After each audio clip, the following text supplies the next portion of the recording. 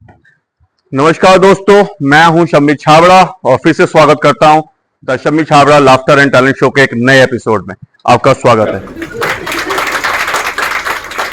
मैं आपको बता दूं कि इस शो को स्पॉन्सर किया है पिकल विकल अचार, सीधा दादी की रसोई से, भागीरथ पब्लिक स्कूल संजय नगर गाजियाबाद और मां सरस्वती ट्रांसपोर्ट कंपनी गाजियाबाद। तो शुरुआत करते हैं इस लाफ्टर राइड का। तो आज हम बात करेंगे रियलिटी शो, इसी रियलिटी शो की।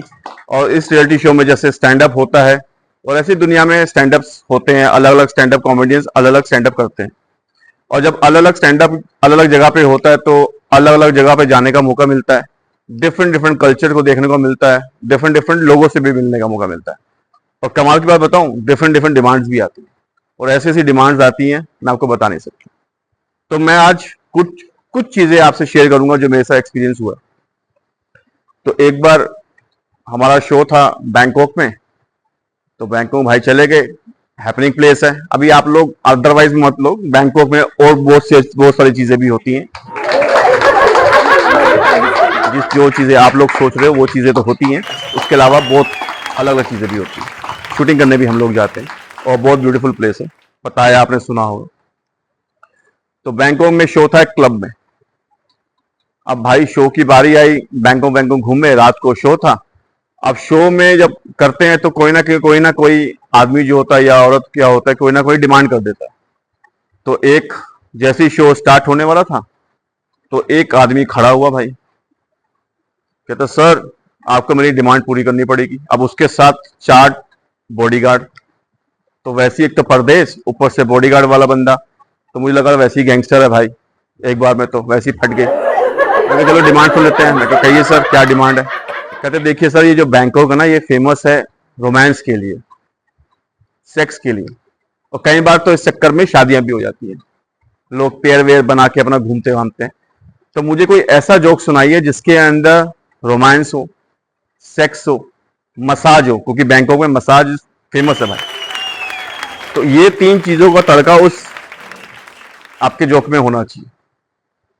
अब भाई हम भी स्टैंड अप, ऊपर से सरदार, ऊपर से गर्म खून, तो हार कैसे मानते। तो मैं कहा लो जी सुनो, इसी जोक के अंदर सेक्स भी आएगा, रोमांस भी आएगा और मसाज भी आएगी आपकी। आप भी क्या याद करोगे। तो हमने बोला कि भैया एक आदमी था, वो जॉब करता था। अब उस दिन जॉब पे ज्यादा काम बढ़ गया तो वो घर पे आया थका मारा। अब बीवी थी आज मूड में, तो बोली आप थके हुए लग रहे हो, चलिए आज आपको मैं मसाज कर देती हूँ, एक ऐसी मसाज देती हूँ, देखो आपका मूड बन जाएगा, आप भी रिलैक्स हो जाओगे। अपनी फ्रेश हुआ पूरे मूड में, और इधर बीबी तैयार पूरे ताम झाम के साथ। अब दिक्कत एक ही थी, उनका 5 साल का लौंडा जो बहुत ज्यादा नोटी था और सबको समझता था, और ऊपर से बैंकॉक वासी था तो जोर से ज्यादा समझता था। तो भाई उसका क्या किया जाए। तो पापा ने क्या बोला कि ले बेटे 10 बात ले और जा चॉकलेट खा के बाहर आ जा। बेटे को 10 बात दिए गए, बेटा चला गया, दरवाजा बंद कर दिया गया और मसाज स्टार्ट की गई। अब मसाज करते करते भाई दोनों का प्रोग्राम स्टार्ट हो गया। और जैसे इंजेक्शन तैयार था और स्टार्ट हुआ, रोमांटिक में एंड मोड पे आया तो बाहर से आवाज आ गई, कांड हो गया, कांड हो गया, कांड हो गया, कांड हो गया। क्या कांड हो गया, दोनों का मूड खत्म, ये क्या हो गया। देखा तो भाई खिड़की खुली है और 5 साल का लौंडा जो उनका वापस आ चुका, खिड़की से झांक रहा है और बोल रहा है कांड हो गया, कांड हो गया। भाई दोनों को बड़ी शर्म आई, ये क्या हो गया चक्कर है, ये तो खड़ी चीज पे टक्कर थी बहुत बड़ी वाली। चलो कोई बात नहीं, बात को संभाला गया, दरवाजा खोला गया, बाप बाहर गया, कहते बेटे यहाँ खड़े नहीं होते, मम्मी की तबीयत खराब है, मैं थोड़ा मम्मी को का इलाज कर रहा हूँ। बेटे चॉकलेट के ऊपर खा गया, उसको छज्जे पे बिठा दिया। छज्जा जो हम बालकनी भी बोलते हैं, ऊपर जो होती है फर्स्ट फ्लोर की, तो वहां बिठा दिया। अब भाई फिर से कार्यक्रम स्टार्ट हुआ। जब कार्यक्रम स्टार्ट हुआ फिर से इंजेक्शन लगने लगा। जैसे इंजेक्शन अपने परफॉर्मेंस देने वाला था, फिर से आवाज आई, कांड हो गया, कांड हो गया, कांड हो गया, कांड हो गया। अरे भैया अब कहां से कांड हो गया। देखा तो भाई साहब वेंटिलेशन से देख रहे हैं, वहां पर जो छोटी सी वेंटिलेटर और छोटी विंडो होती है उससे देख रहे हैं। बाप के सटक गई, बाप ने फिर बुढ़ाया, ऊपर गया, कहता बेटा देखे ऐसी चीज नहीं होती, माँ की तबीयत बहुत ज्यादा खराब है, एक काम कर तू छत पे आ जा। छत पे खड़ा किया गया उसको, और सारे जितने होश थे सब बंद कर दिए गए।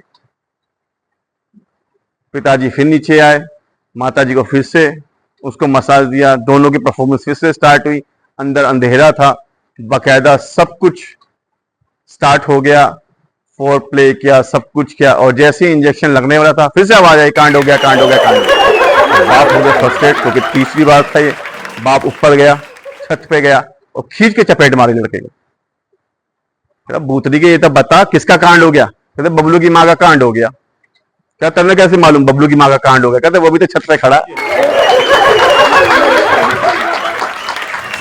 तो भाई साहब ये जोक सुनाया और वो हंस हंस के पागल।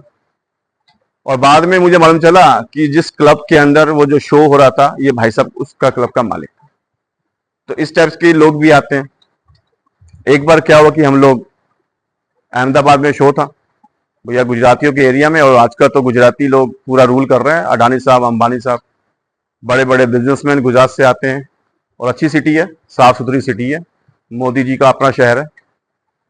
तो भाई गुजरातियों के वहां पे जाने का मौका मिला, अच्छी से सेवा की गई। अब जब वहां पर हमारा कार्यक्रम स्टार्ट हुआ तो भाई एक गुजराती पहले स्टार्ट हो गया, खड़ा हो गया, कहता भाई साहब मैं आपसे एक विनती कर रहा हूं, मैं आपको पहले ही बता दूं आप गुजरात में हो।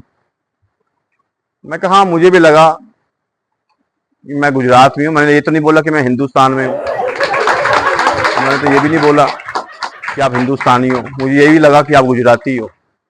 तो कहता सर ये जोक ठीक था, लेकिन मैं आपको बता रहा हूं कि जोक, कोई भी गलत जोक गुजरातियों पे मत मार देना। आप नॉनवेज जोक मारते हो, आप गुजरातियों पे कोई भी ऐसा जोक नहीं मारोगे जो नॉनवेज होगा। मैं कहा जी आप बता दो किस तरह का जोक मारूं? कहता ऐसा जोक मारो जिससे दूरदर्शिता नजर आए, गुजरातियों की स्मार्टनेस नजर आए, इंटेलिजेंस नजर आए। ऐसा जोक मारो कि लगना चाहिए कि सीधी बात, नो बकवास, ऐसा कुछ होना चाहिए। कमाल है भाई। अब गुजरात में जाकर अभी नॉनवेज जोक ना हो तो फिर क्या फायदा। हम भी स्टैंड अप वाले थे भाई, कैसे छोड़ देते। तो मैं कहा सुनो, मैं कहा भैया डांडिया की रात थी, लड़की खूबसूरत थी, वो एक लड़के को लाइन दे रही थी और लड़का लाइन उससे ले रहा था। लड़के ने होश संभाला, थोड़ा जोश संभाला और लड़की के पास डायरेक्ट गया और बोला कि आई लाइक यू और आई वांट टू किस यू। सीधी बात, नो बकवास। अब लड़की ने भी एक्सेप्ट कर लिया, स्माइल की, और लड़की ने बोला ठीक है, किस तो ठीक है, लाइकिंग भी ठीक है, कॉन्डम लाए हो? और भाई ये तो पहली बार था, किस पे कॉन्डम कौन मांगता है भाई, किसी तो मांगी है, कॉन्डम कौन देगा? तो उसने पूछा यार कॉन्डम वो भी किसके लिए?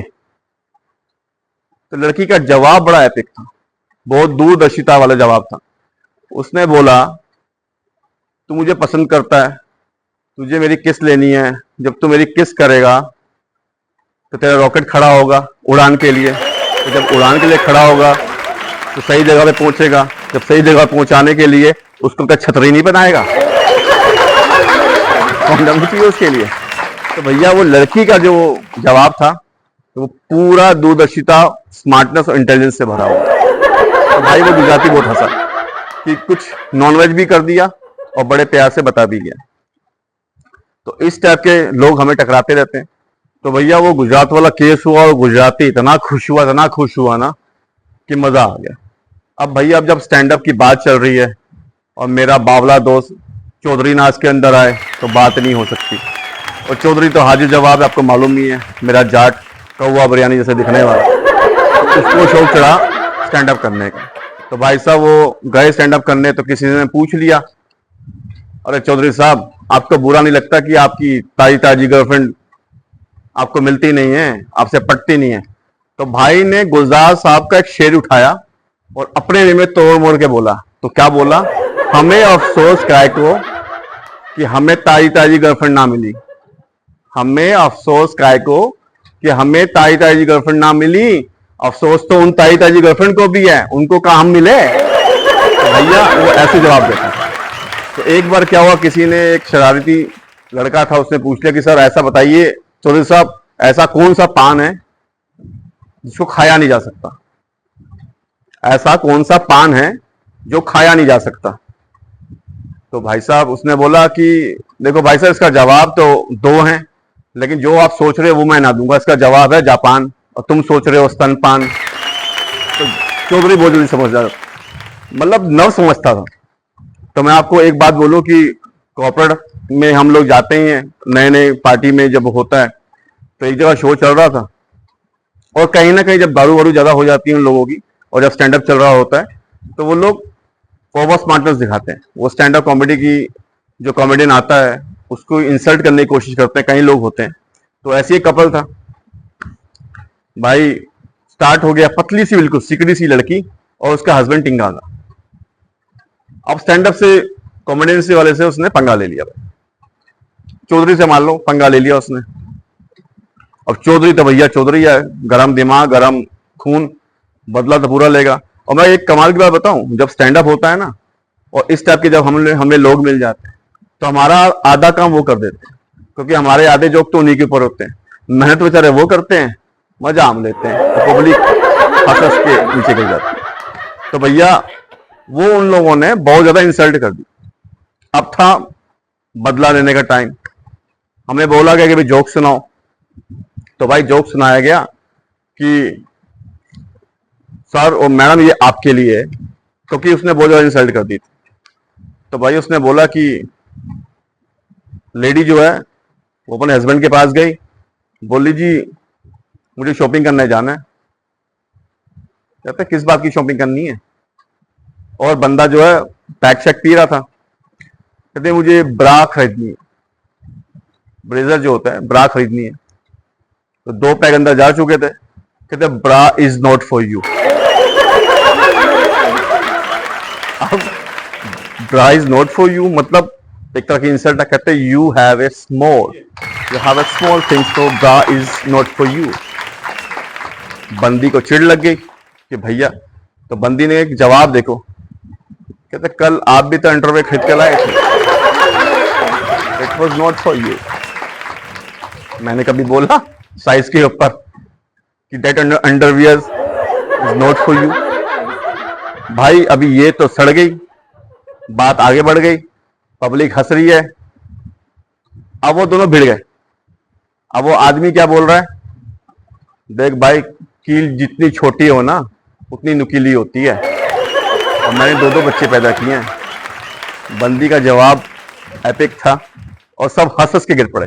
बंदी बोलती है वो तो शुक्र मानो दूध वाले और पेपर वाले का कि बेचारे अपनी परफॉर्मेंस देके चले गए, और आज तक घमंड तक नहीं किया,